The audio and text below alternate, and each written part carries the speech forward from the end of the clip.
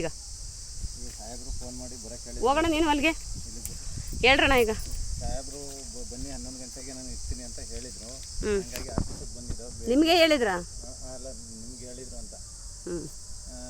ಆಗ ನೀವು ಫೋನ್ ಮಾಡಿದಾಗ ನಾವು ಇಲ್ಲಿ ಆಫೀಸ್ಗೆ ಬನ್ನಿ ಹಿಂಗೆ ಬರ್ತಿದ್ದೀವಿ ಅನ್ನೋಕ್ಕೆ. ಆಗ ನಿಮ್ಮನ್ನ ಕರೆದ್ರು ಒಳಕ್ಕೆ, ನಿಮ್ಮನ್ನೆಲ್ಲ ಒಳಗೆ ಕರೆದಾಗ ಕೆಲಸ ಈಗ ಕೋರ್ಟ್ಗೆ ಹೋಗಾಯ್ತಲ್ಲ, ಅದು ಬರಲಿ ನಮಗೆ ಈಗ ಮಾಮೂಲಿ ಕೆಲಸ ಮಾಡ್ಕೊಂಡು ಹೋಗಿ ಅಂತ ಹೇಳವ್ರೆ. ಹಾಗಾಗಿ ಇನ್ನು 2 ತಿಂಗಳು ಬಿಟ್ಟು ಇವ್ರನ್ನ ತಗೋತೀನಿ ಅಂತ ಹೇಳವ್ರೆ. ಹಾಗಾಗಿ ಅದು ಮಾತಾಡ್ಕೊಂಡು ಬಂದಿದ್ದೀವಿ ಮೇಡಮ್. ನಿಮ್ಮ ಮಾತು ಕೇಳಿಸ್ತೈತಿ ಇಲ್ಲಿಗೆ? ಏನಂತ ಅಂದ್ರೆ ಈಗ ಯಾರಿಗೆ ಕೆಲಸ ಕೊಡ್ತೀನಿ ಅಂದರು, ಯಾರಿಗೆ ಬನ್ನಿ ಅಂತ ಅಂದರು? ಈಗ ನಮಗೆ ಕೆಲಸ ತಗೋತೀನಿ, 2 ತಿಂಗಳು ಬಿಟ್ಟು ಇವ್ರನ್ನ ತಗೋತೀನಿ ಅಂತ ಹೇಳಿ ಕಳ್ಸವ್ರೆ.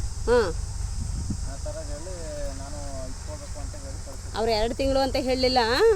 ಈಗ ತಕ್ಷಣಕ್ಕೆ ನಿಮ್ಮಿಬ್ಬರಲ್ಲಿ ಒಬ್ಬರನ್ನ ನಾನು ಕೆಲಸಕ್ಕೆ ತಗೊತೀನಿ ಇವತ್ತಿಂದಲೇ, ಯಾರು ಬರ್ತೀರಾ ಅಂತ ಡಿಸೈಡ್ ಮಾಡಿ ಅಂತ ಹೇಳಿದರು. ನೀವು ಫಸ್ಟೋ ಸ್ವಲ್ಪ ದಿವಸ ಬಿಟ್ಟು ಇನ್ನೊಬ್ರು ತಗೊಂತೀನಿ ಪ್ರಾವಿಷನ್ ಬಂದ ಕೂಡಲೇ, ಯಾರು ಹೋಯ್ತೀರಿ ಫಸ್ಟು ಅನ್ನೋದು ಇದಾಗಿರೋದು. ನಿಮ್ಮನ್ನು ಕೆಲಸದಿಂದ ತೆಗೆದಿರೋದು 2022ನೇ ಇಸ್ವಿನಲ್ಲಲ್ವಾ? 22ನೇ ಇಸ್ವಿಲಿ ತೆಗೆದಿದ್ರು. ನಮ್ಮ ರೆಕಾರ್ಡ್ ಇರೋದ್ರಿಂದ ನಾನು ಈಗ 96ನೇ ಇಸ್ವಿಯಿಂದ ಕೆಲಸ ಮಾಡಿದ್ದೀನಿ. ಕೆಲಸ ಮಾಡಿ ಈಗ ರೆಕಾರ್ಡ್ಸ್ ಎಲ್ಲ ತೋರಿಸಿದ್ದೀನಿ, ಸಾಹೇಬ್ರಿಗೂ ತೋರಿಸಿ ಎಲ್ಲ ಇದು ಮಾಡಿದ್ದೀನಿ. ಹಂಗಾಗಿ ನೀವು ಕೆಲಸ ಮಾಡಿ ಹಳಬರಾಗಿರೋದ್ರಿಂದ ಅಂತ ಹೇಳವ್ರೆ. ಇನ್ನು ಇವ್ರಿಗೆ ಪ್ರಾವಿಷನ್ ಈಗ ಬರ್ತಿದಂಗೆ ಒಂದು 2 ತಿಂಗಳಿಗೆ ಬಿಟ್ಟು ಆ ಥರ ನಿಮ್ಗೆ ಹೇಳಲಿಲ್ಲ. ಅವ್ರು ಹೇಳಿದ್ದೇನು ಅಂತ ಅಂದರೆ, ಡಿಸೈಡ್ ಮಾಡಿ ಮೇಡಮ್ ಜೊತೆ ತಿಳಿಸಿ, ನಾಳೆ ತಿಳಿಸಿ ಅಂತ ಅಲ್ವಾ? ಇವ್ರ ಜೊತೆ ತಿಳಿಸಿ, ನಾಳೆ ತಿಳಿಸಿ. ನಿಂತಲ್ಲೇ ನಾನು ನಿಮಗೆ ಕೇಳೋ ಹೊತ್ತಿಗೆ ನೋಡೋಣ ಈ ಕಾನೂನು ಸಮರ ಮಾಡ್ತೀರಾ, ಹೋರಾಟ ಮಾಡ್ತೀರಾ, ಇಲ್ಲ ಇವ್ರು ಕೆಲಸ ಕೊಡ್ತಾರೆ ಸುಮ್ಮನೆ ಆರಾಮಾಗಿ ಕೆಲಸ ಮಾಡ್ತೀರಾ ಅಂತ ನಾನು ಅವರನ್ನು ಕೇಳೋ ಹೊತ್ತಿಗೆ, ನಿಂತ ಹೆಜ್ಜೆಲ್ಲೇ ಅವರಿಗೆ ಫೋರ್ಸ್ ಮಾಡಬೇಡಿ, ನಿಂತ ಹೆಜ್ಜೆಲ್ಲೇ ಅವ್ರು ಏನು ಉತ್ತರ ಕೊಡ್ತಾರೆ ನಾಳೆ ನಾಡಿದ್ದು ಅವ್ರು ಯೋಚನೆ ಮಾಡ್ಕೊಂಡು ಮನೇಲಿ ಹೋಗಿ, ಅಲ್ವಾ? ಮನೆ ಏನಂದ್ರು? ಡಿಸೈಡ್ ಮಾಡಿ ನಾಳೆ ಮೇಡಮ್ ಹೇಳಿ ಅಂತ. ಹೇಳಿ ಯಾರನ್ನು ತಗೋತೀರಿ ಅಂತ ಅಂದರು. ಅದರಲ್ಲಿ ನಾವು ತಗೊಂತೀವಿ ಅಂತ ಹೇಳೋರಲ್ವಾ? ಈಗ ನೀವಿಬ್ಬರು ಒಮ್ಮತವಾಗಿ ಡಿಸೈಡ್ ಮಾಡಿ ಯಾರು ಕೆಲಸಕ್ಕೆ ಹೋಗ್ತೀರಣ್ಣ. ಈಗ ಮೇಡಮ್ನವರೇ, ನಮ್ಮದು ರೆಕಾರ್ಡು ಎಲ್ಲ ಐತೆ. ನಾನು ಈಗ ಸಮಸ್ಯೆ ಇರೋದಕ್ಕಿಂತ ಈಗ ಹೋಯ್ತೀನಿ ನಾನು ಕೆಲಸಕ್ಕೆ. ಹಂಗಾಗಿ ಈಗ ಇವ್ರನ್ನ ಇನ್ನು 2 ತಿಂಗಳು ಬಿಟ್ಟು ತಗೋತೀನಿ ಅಂದವರಲ್ಲ, ಅದನ್ನು ಬಂದು ನಾವು ಸಾಹೇಬ್ರ ಹತ್ರ ಇದು ಮಾಡಿ ಇವ್ರಿಗೆ ನಿಮ್ಗೆ ಕರ್ಕೊಬಂದು ಕೆಲಸ ಇದು ಮಾಡಿಕೊಡ್ತೀನಿ ಅಂತ ಹೇಳೋರಲ್ಲ, ವಿಚಾರಿಸ್ತೀವಿ ಕೆಲಸ ಸಿಕ್ಕಂಗೆ. ಈಗ ನೀವು ಹೋಗ್ತೀನಿ ಅಂತಲ್ಲ, ಹಾಗಾದರೆ ನೀವಿವಾಗ ಸೀದಾ ಸಾಹೇಬ್ರ ಹತ್ರಕ್ಕೆ ಹೋಗ್ತೀರಾ, ಎಲ್ಲಿಗೆ ಹೋಗ್ತೀರಾ ಮಾತಾಡ್ಬಿಟ್ಟು ಕೆಲಸಕ್ಕೆ ಹೋಗಿ ಸೇರ್ಕೊಳ್ಳಿ. ಏನಂತಾರೆ ನೋಡಿ, ಡಿಲೇ ಮಾಡಬೇಡಿ, ಈಗಲೇ ಹೋಗಿ ಕೇಳ್ಕೊಳ್ಳಿ. ನೀವು ಅಣ್ಣ? ನೀವು ಏನು ಹೇಳ್ತೀರಿ ಅದಕ್ಕೆ ನಾನು ಓಕೆ ಅಂತ ಇದ್ದೀನಿ. ಅಲ್ಲ, ನಾನು ಹೇಳೋದಲ್ಲ ಅಣ್ಣ, ಈಗ ನಿಮ್ಮದು ಈಗ ಸಾಹೇಬ್ರು ನಿಮ್ಮ ಹತ್ರ ಮಾತಾಡಿದ್ದಾರೆ. ಏನಿದ್ರು ಮೇಡಮ್ನ ಹತ್ರ ನೀವು ಮಾತಾಡಿ ಅಂತ ಹೇಳಿದ್ದಾರೆ. ಸಾಹೇಬ್ರು ನಿಮ್ಮ ಹತ್ರ ಡಿಸೈಡ್ ಮಾಡ್ಕೊಟ್ಟಿರೋ, ನಾನು ಡಿಸೈಡ್ ಮಾಡ್ಕೊಟ್ಟಿರೋದ್ರದೇಶಿಂದವ ನಾವು ನಿಮ್ಮ ಹತ್ರನೇ ವಿಚಾರ ತಿಳಿಸ್ಬೇಕು. ನೀವೇನು ಹೇಳ್ತೀರೋ ಅದಕ್ಕೆ ನಾನು ಓಕೆ ಅಂತ ಇದ್ದೀನಿ ಅಷ್ಟೇ, ಏನಿಲ್ಲ. ಈಗ ನನ್ನ ಪ್ರಕಾರ ಏನು ಅನ್ನಿಸ್ತದೆ ಗೊತ್ತೇನಣ್ಣ, ಇವ್ರದ್ದು 96ನೇ ಇಸ್ವಿಯಿಂದನೂ ಇವ್ರು ಕೆಲಸ ಮಾಡೋರು ಇಲಾಖೆವು ಇವ್ರ ಹತ್ರ ಸಾಕಷ್ಟು ದಾಖಲೆಗಳಿದ್ದಾವೆ ಅಣ್ಣ. ಅದು ಏನಾಗುತ್ತೆ ಅಂತ ಅಂದರೆ, ಇವರು ಇಷ್ಟು ವರ್ಷ ಕೆಲಸ ಮಾಡಿರೋದ್ರಿಂದ ಇವ್ರದ್ದು ಕಚ್ಕತ್ತದೆ, ಕೋರ್ಟ್ ಕಚೇರಿಯೆಲ್ಲ ಕಚ್ಕತ್ತದೆ. ಪಾಪ ಇವರು ಬಂದಿರೋರು ಒಳ್ಳೆ ರೇಂಜರು. ಅಲ್ಲೂ ಕಾರ್ಮಿಕ ಅಧಿಕಾರಿಗಳ ಮುಂದೆ ಏನು ಹೇಳಿದರು, ಸರ್ ನೀವು ಅವ್ರಿಗೆ ಕೆಲಸ ಕೊಡಬೇಕಂದ್ರೆ ಕೊಡ್ತೀನಿ ಅಂತ ಅಂದರು. ಇವತ್ತು ಅವ್ರು ಏನು ಹೇಳ್ತಾವ್ರೆ, ನಿಮ್ಮ ಮಾತಿಗೆ ನಾನು ಬೆಲೆ ಕೊಟ್ಟು ನಾನು ಕೆಲಸ ಕೊಡ್ತೀನಿ ಅಂತವ್ರೆ ಅಲ್ವಾ? ಇಂಥವ್ರೆಲ್ಲರನ್ನೂ ನಾವು ಹ್ಯಾರೆಸ್ ಮಾಡೋದು ಬೇಡ, ಇಂಥವ್ರಿಗೆಲ್ಲ ತೊಂದರೆ ಕೊಡೋದು ಬೇಡ ಅಲ್ವಾ? ಈಗ ಅರಣ್ಯ ಇಲಾಖೆಯಲ್ಲಿ 10,000 ವರ್ಷ ಇದ್ರೂ ಪರ್ಮನೆಂಟ್ ಆಗಲ್ಲ, ಪರ್ಮನೆಂಟ್ ಆಗುತ್ತೆ. ಆದರೆ ಎಲ್ಲರೂ ಒಗ್ಗಟ್ಟಾದರೆ, ಈ 13 ಸರ್ಕಲಲ್ಲಿ ಏನು ಜನ ಇದ್ದಾರೆ, 31 ಜಿಲ್ಲೆಯನ್ನು ಒಳಗೊಂಡಂತೆ 13 ಸರ್ಕಲ್ದಲ್ಲಿ ರಾಜ್ಯವ್ಯಾಪಿ ಯಾರು ಕೆಲಸದಲ್ಲಿ ಅರಣ್ಯ ಇಲಾಖೆಯಲ್ಲಿ ದಿನಗೂಲಿಯಾಗಿ ಡೈಲಿ ವೇಜಸ್ ಆಗಿ ಕೆಲಸ ಮಾಡ್ತಿದ್ದಾರೆ, ಅವರೆಲ್ಲ ಒಗ್ಗಟ್ಟಾಗಿ ನಿಂತ್ಕೊಂಡ್ರೆ, ಕಾನೂನು ಸಮರ ಮಾಡಿದರೆ ಮಾತ್ರ ಪರ್ಮನೆಂಟು ಕಾಯಮ ಆಳೋ ಮೂಳೋ 19 ಆಯ್ತದೆ.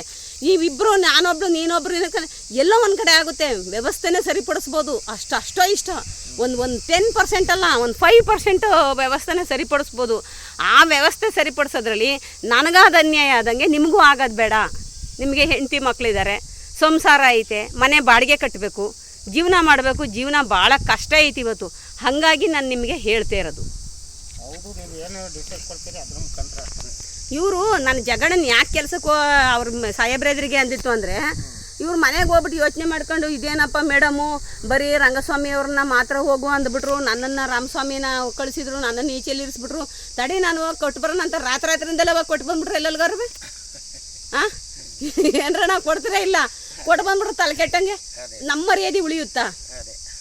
ಉಳಿಯುತ್ತೇನ್ರಣ? ಇವ್ರ ಹಿಂದೆ ಇದ್ದಂಥ ರೇಂಜರ್ಗಳನ್ನ ಎಲ್ಲಿ ಬಗ್ಗು ಬಡಿಬೇಕು ಅಲ್ಲಿ ಬಗ್ಗು ಬಡಿಯೋಣ, ಅವ್ರ ಭ್ರಷ್ಟಾಚಾರ ಎಲ್ಲಿ ಎತ್ತು ಕಟ್ಟಬೇಕು ಅಲ್ಲಿ ಎತ್ತು ಕಟ್ಟೋಣ. ಇವ್ರಿಗೀಗ ಅಣ್ಣ ನೀವಿಬ್ಬರಲ್ಲಿ ಮತ್ತೊಮ್ಮೆ ಬೇಕಾದ್ರೆ ಇನ್ನೂ ತೀರ್ಮಾನ ಮಾಡ್ಕೊಳ್ಳಿ. ನೀವು ಯಾವಾಗ ಏನು ಹೇಳ್ತೀರ ಅದರಂತೆ ಕೇಳ್ಕೊಂಬಿಟ್ಟು ನೀವು ಏನು ರೇಂಜರ್ ಹತ್ರ ಮಾತಾಡ್ತೀರಾ, ನನ್ನ ಹತ್ರನೇ ಮಾತಾಡ್ತೀರಾ, ನೀವು ಡ್ಯೂಟಿ ಮಾಡ್ತೀರಾ. ನಿಮ್ಮ ಹತ್ರನೇ ಮಾತಾಡ್ತೀವಿ ಬಿಡಿ ಮೇಡಮ್ ಅವರೇ, ನಾವು ನಿಮ್ಮ ಹತ್ರನೇ ಮಾತಾಡ್ತೀವಿ.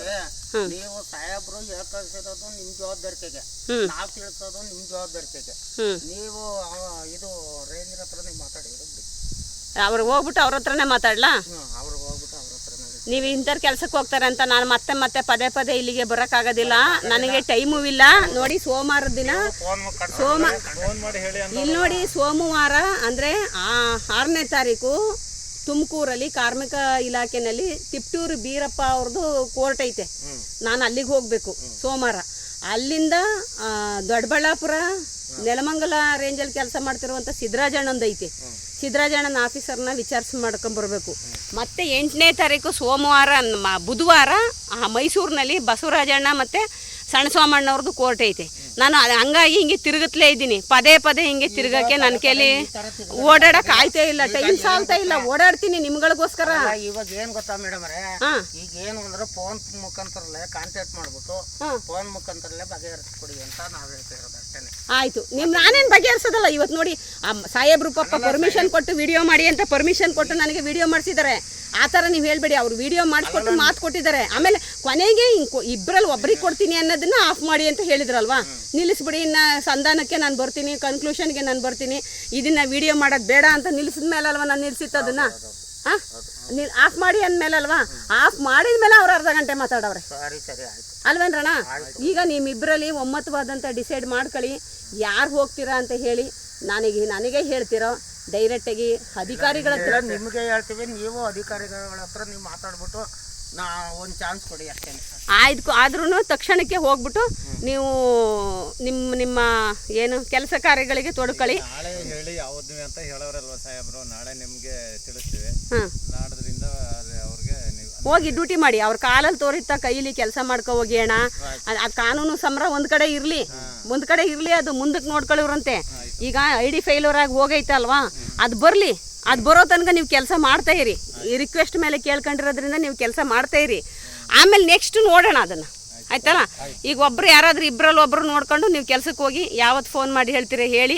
ಯಾವುದಕ್ಕೂ ಇದು ಬೇರೆ ಇಮ್ಮಿಡಿಯೇಟಾಗಿ ಅವರಿಗೆ ಕೆಲಸ ಆಗಬೇಕು. ತಕ್ಷಣ ಹೇಳ್ಬಿಟ್ಟು ನೀವು ಮಾತಾಡಿ. ಇನ್ನೇನ್ರಣ? ಏನಾರು ಅನ್ಯಾಯ ಐತೇನ್ರಣ ನನ್ನಿಂದ ನಿಮ್ಗೇನಾದ್ರೂ?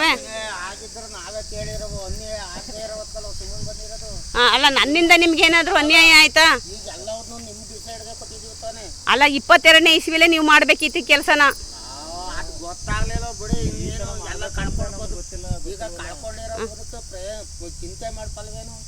ಅದೇ ಅದು ಒಂಥರ ಲೆಕ್ಕವೇ. ಕಳ್ಕೊಂಡಿರ್ದಿರಾ, ಕಳ್ಕೊಂಡಿರೋದ ಚಿಂತೆ ಮಾಡಿ ಏನು ಫಲ ಇಲ್ಲ. ಇರಲಿ, ಹೆಂಗ ಒಂದು ಅನುಕೂಲ ಅನ್ನಂಗೆ ಆಯ್ತಲ್ಲ. ಈ ಸಾಹೇಬ್ರು ಒಪ್ಕೊಂಡ್ರಲ್ಲ, ಈ ಸಾಹೇಬರಿಗೆ ನೀವು ಋಣಿಯಾಗಿರ್ಬೇಕು ಮಾತ್ರ. ನಿಜವಾಗ್ಲೂ ನನ್ನನ್ನು ಬಿಟ್ಟಾಕಿ. ನಾನು ಯಾರಣ್ಣ? ನಾನು ಯಾರ್ಯಾರು ಅಲ್ಲ, ಏನೂ ಅಲ್ಲ. ನಾನು ಇವತ್ತು ಈ ವಿಡಿಯೋದಲ್ಲಿ ಹೇಳ್ತೀನಿ, ನಿಮ್ಮ ಹತ್ರ ಇಲ್ಲಿಗೆ ಬರೋಕ್ಕೂ ನಾನು 10 ರೂಪಾಯಿ ಇಸ್ಕೊಂಡಿಲ್ಲ. ಒಟ್ಟಾರೆ ನಾನು ಓಪನ್ ಆಗಿ ಸ್ಟೇಟ್ಮೆಂಟ್ ಕೊಡಬಾರ್ದು. ಸಂಘದಲ್ಲೇ ನೀವು ನೋಂದಣಿ ಆಗಿಲ್ಲ, ಆದರೂ ಕೂಡ ನಾನು ಓಡಾಡ್ತಾ ಇದ್ದೀನಿ ಅಲ್ವಾ. ನಾನೇನು ನೋಂದಣಿ ಆಗಿ ಅಂತ ಯಾವತ್ತಾದರೂ ಹೇಳಿದ್ದೀನ? ಸಂಘದಲ್ಲಿ ನೋಂದಣಿ ಆಗ್ರಣ, ನೀವು ಮಾಡೇ ಇಲ್ಲ, ನಾವು ಮಾತಾಡೇ ಇಲ್ಲ. ನಾನೇನಾದರೂ ಅಂದಿದ್ದೇನೆ ನಿಮಗೆ? ಆದರೂ ನೀವು ಯಾವಾಗ ವೈಯಕ್ತಿಕದಲ್ಲಿ ಬಂದ್ಬಿಟ್ಟು ನನಗೆ ಹಿಂಗೆ ಒಂದು ತೊಂದರೆ ಆಗೈತಿ ನೀವು ಬನ್ನಿ ಅಂತೀರ, ಅವಾಗ ಕರೆದಾಗ ನಾನು ಓಡ್ ಬಂದಿಲ್ವಾ? ಬಂದಿದ್ದೀನಿ ತಾನೆ. ಈಗ ಹೆಂಗ ಒಂದು ಅನ್ನ ಸಿಕ್ಕೈತೆ. ನನ್ನ ಪ್ರಕಾರ ಹೇಳಬೇಕು ಅಂದರೆ ಜಗಣ ಹೋಗ್ಲಿ ಅನ್ನಿಸ್ತದೆ. ನನ್ನ ಪ್ರಕಾರ ನಿಮ್ಮಿಬ್ರು ಡಿಸೈಡ್ ಮಾಡ್ಕೊಳ್ಳಿ. ಹಾಂ, ಅಲ್ಲಿ ಹೊಟ್ಟೆವ್ರಿ ಪ್ರಶ್ನೆ ಅಲ್ಲ ಕಣ. ನನಗೆ ಆ ಥರ ಇನ್ನೊಬ್ರಿಗೆ ನಾನು ಕೆಟ್ಟದ್ದು ಬಯಸ್ಬೇಕು ಅನ್ನೋ ಅರ್ಹತೆ ನಮ್ಗಿಲ್ಲ. ಅವ್ರಿಗೆ ಇಬ್ಬರಿಗೆ ಎಲ್ಲರಿಗೂ ಒಳ್ಳೇದಾಗಬೇಕು. ಅಲ್ಲ, ಒಳ್ಳೇದಾಗುತ್ತೆ. ತುಂಬ ಒಳ್ಳೆಯವ್ರು ಬಂದಿದ್ದಾರೆ ಈ ರೇಂಜರು ಅಣ್ಣ, 2 ಮಾತಿಲ್ಲ ಅದರಲ್ಲಿ. ಏನಣ್ಣ ಎಷ್ಟು ಒಳ್ಳೆಯವ್ರವ್ರೆ. ಎಸ್ಮಾ ಮಾಚಮ್ಮಂತಾರೆ ಏನ್ರಣ? ಎಷ್ಟು ಕೂತ್ಕೊಂಡು ಯೂನಿಫಾರ್ಮ್ ಹಾಕೋ ಬಂದು ಎಷ್ಟು ರೆಸ್ಪೆಕ್ಟ್ ಕೊಟ್ಟು ಮಾತಾಡಿದ್ರಣ, ಎಷ್ಟು ಖುಷಿ ಅನ್ನಿಸ್ತದೆ ಅಲ್ವೇನ್ರಣ? ಮತ್ತು ಅವ್ರಿಗೆ ಅವ್ರ ಕಾಲಲ್ಲಿ ತೋರಿತ ಕೈಲಿ ಕೆಲಸ ಮಾಡ್ಕೊಂಡು ಹೋಗಿ ಕಾನೂನು ಚೌಕಟ್ಟಲ್ಲಿ ಒಂದು ಕಡೆ ಆ ಸಮರ ಅಲ್ಲಿರಲಿ, ಆ ಹೋರಾಟ ನೀವು ಅಲ್ಲಿ ಇರಲಿ ಅಲ್ವಣ್ಣ? ಇವರು ಏನು ಹೇಳಿದ್ದಾರೆ ಅಂದರೆ ಸಾಹೇಬರು, ಇವರೇ ಹೇಳ್ತಿದ್ರಲ್ಲಣ್ಣ ಪಾಪ ನೀವು ಕೆಲಸ ಮಾಡ್ತಿದ್ದೀರಿ. ಇವರು 96ನೇ ಇಸ್ವಿಯಿಂದನೂ ಕೆಲಸ ಮಾಡೋರಣ್ಣ.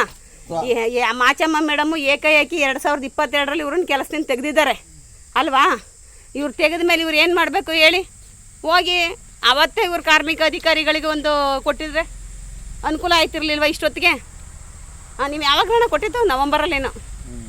ನವಂಬರಿಂದ ಡಿಸೆಂಬರ್, ಜನವರಿ, ಫೆಬ್ರವರಿ, ಮಾರ್ಚ್, ಏಪ್ರಿಲ್ 5 ತಿಂಗಳಿಗೆ ನಿಮ್ಮದು ಕ್ಲಿಯರ್ ಆಯಿತು. ನಿಮ್ಗೊಂದು ಅನ್ನ ಕೊಡೋಂಗೂ ಆಯಿತು. ಹೋಗಿ ಬನ್ನಿ, ಒಳ್ಳೇದಾಗಲಿ. ಕೆಲಸ ಮಾಡಿ, ಯಾವ ಥರ ನಿಮಗೆ ಅನುಕೂಲ ಆಯ್ತದೆ ಆ ಥರ ಮಾಡಿ ಹಿಡ್ಕೊಳ್ಳಿ. ಬನ್ನಿ ಇಲ್ಲಿ. ಇಲ್ಲೂ ನೀರಿಟ್ಟಿದ್ದಾರಾ? ಓ, ಇಲ್ಲೆಲ್ಲ ಪಾರ್ಕಲ್ಲಿ ಜನಗಳೆಲ್ಲ ಬರ್ತಾರಲ್ಲ, ಹಂಗಾಗಿ ಇಟ್ಟಿದ್ದಾರೆ ಅನ್ನಿಸ್ತದೆ ಅಲ್ವಾ. ಅನುಕೂಲ ಆಗುತ್ತೆ, ಬಂದ್ರಣ, ಏನು ತೊಂದರೆ ಇಲ್ಲ. ತಗೋಣ ಅಣ್ಣ. ಹಾಂ, ಗಾರೆ ಕೆಲ್ಸಕ್ಕೆ ಹೋಗಿದ್ರಾ? ಹಾಂ, ಹಾಂ. ಈಗ ಅವರೆಲ್ಲ ಬೇರೆ ಜನಗಳನ್ನ ಮಾಡ್ತಾ ಇರಪ್ಪ, ಈಗ ಅರ್ಜೆಂಟು ಎಮರ್ಜೆನ್ಸಿ ಒಂದು ಅರ್ಧ ಗಂಟೆಗೆ ಹೋಗಿದ್ದು ಬಂದ್ಬಿಡ್ತೀನಿ ಅಂತವ. ಈಗ ಅವರೆಲ್ಲ ಫೋನ್ ಹೊಡಿತಾವ್ರೆ. ಹೋಗಿ ಬನ್ನಿ, ನೀವು ಗಾರೆ ಕೆಲಸ ಮಾಡಿ, ಒಳ್ಳೇದಾಗ್ಲಿ. ನೋಡೋಣ, ಕೆಲಸ ಮಾಡೋಕ್ಕೆ ಯಾವುದಾದ್ರೂ ಒಂದು ಕಂಡ್ರಣ, ಇದೇ ಕೆಲಸ ಬೇಕು ಅದೇ ಕೆಲಸ ಬೇಕು ಅಂತಲ್ಲ. ಒಂದು ಸ್ವಲ್ಪ ಬಿಟ್ಕೊಡಿ. ಅವರೆಲ್ಲ ನಾನು ಇದು ನೀವು ನಾನೇ ಕಳಿಸ್ಬಿಟ್ಟು ಬರ್ಬೇಕು ನಾವು. ಒಬ್ಬರನ್ನ ಬಿಟ್ಬಿಟ್ಟು ನಾವು ಅದು ನಾನು ಅವ್ರನ್ನ ಬಿಟ್ಕೊಟ್ಟು ಬನ್ನಿ ಅಂತಲ್ಲ. ಈಗ ಅವ್ರನ್ನ ಬಸ್ ಸ್ಟ್ಯಾಂಡಿಗೆ ಬಿಟ್ಬಿಟ್ಟು ಅವ್ರನ್ನ ಬಸ್ ಹತ್ತಿಸ್ಬಿಟ್ಟು ಹೋಗಕ್ಕೆ ಲೇಟ್ ಆದ, ಬನ್ನಿ ಊಟ ಮಾಡ್ತಾ ಇರಿ. ಆಯ್ತು ಆಯ್ತಣ್ಣ, ನಾನು ಬರ್ತೀನಿ. ಅದೇ